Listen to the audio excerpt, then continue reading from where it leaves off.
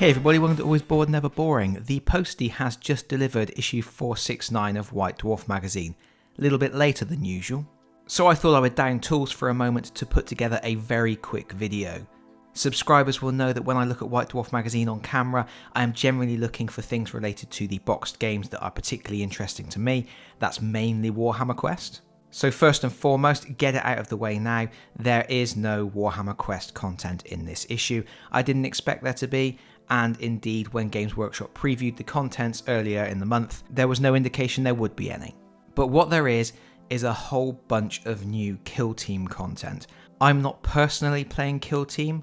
Who is? Let me know in the comments if you are and if you're enjoying it. But as it's a new game, and as I know there are some people who are playing it and are interested to know what the new rules might be, I thought I would very quickly show them on camera as I did last month. Before we get to that though, just to mention as well, this issue does not include any free gifts, although it does have one of those card inserts, and I would say possibly the worst card insert they have done to date. Here is the card insert. We have a volcanic landscape on one side, we have a misty mountain on the reverse, and the idea here is you're supposed to pull this out, prop it behind your miniatures when you are taking photographs of your painted miniatures. And honestly, that feels like a bit of a waste of this month's insert. I'm not really sure how many people are going to be using this to take photographs of their miniatures, especially as if you want to set your miniatures in dioramas and stuff. This probably isn't going to be big enough for your photographs, and why wouldn't you just Photoshop it in anyway? Also, of course, you may notice down in the bottom corner, Games Workshop couldn't resist slapping a bit of copyright text on there anyway, so that's going to look good in your photos too, isn't it? The other thing I wanted to mention was something that just amused me. It tickled my funny bone, so I thought I would share it. I'm not actually too down on Games Workshop protecting its IP, although I do think they are a little bit too over-enthusiastic about it at times, and they don't need to be as heavy-handed about it as they are. But here we have a letter where somebody has sent in a huge mural they painted, and it just tickled me that in the letter, even as they send in their little bit of fan art that they have made, they have to make clear that this was for a non-profit situation. And even then, the response from Games Workshop, it sounds almost like a threat, really, when they say, we'll have to let the team in our Memphis HQ know so they can come and take a look. That sounds ominous to me.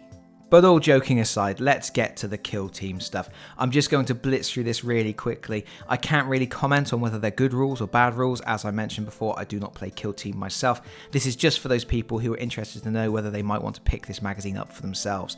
I would say, as with last month's magazine, there is a lot of Kill Team content in here. They are really supporting the game with White Dwarf magazine. It's really good to see that the new game is getting that kind of support straight out of the gate. First of all, you have this Operation Briefing article, which is from Elliot Hamer, who created the new Kill Team game, and this is supposed to be a new semi-regular column. This month they are talking about the key concepts of the Commandos and Veteran Guardsmen, and inspirations behind their rules. Interesting stuff for people who like to know a little bit more behind the scenes of a game.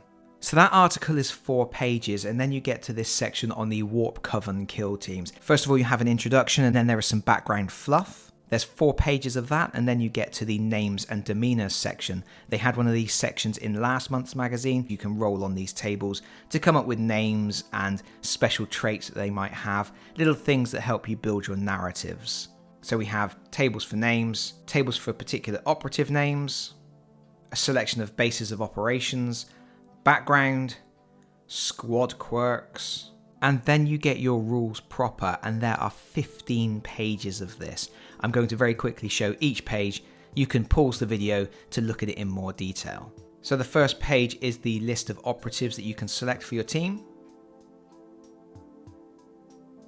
Then there is a page on the special Boons of Tzeentch ability, which has tables for different types of mutations and other adjustments for your teammates. A page on psychic actions, and there are 3 different types of discipline you can take. There is the Destiny discipline, the Warp Fire discipline, and then there is also the Tempiric discipline.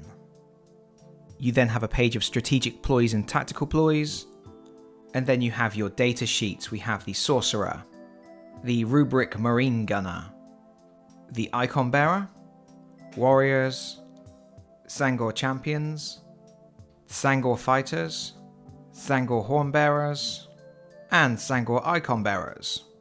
Then we have a full page of equipment, a page on TAC Ops, and then you have the Warp Coven Spec Ops rules, so you have your battle honours, your rare equipment, strategic assets, requisitions, and then there are 2 special faction-specific Spec Ops. You have Labyrinthine Plans and Arcane Artifact. And that's your lot, apart from that nice Thousand Suns picture at the end there.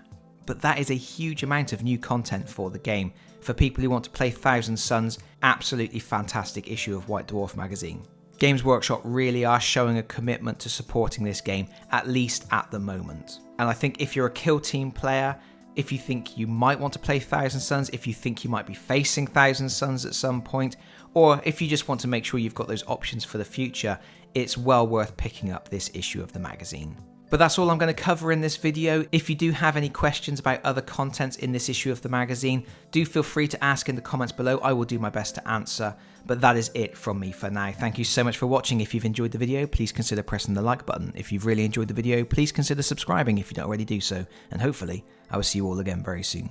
Bye bye everyone. Bye bye.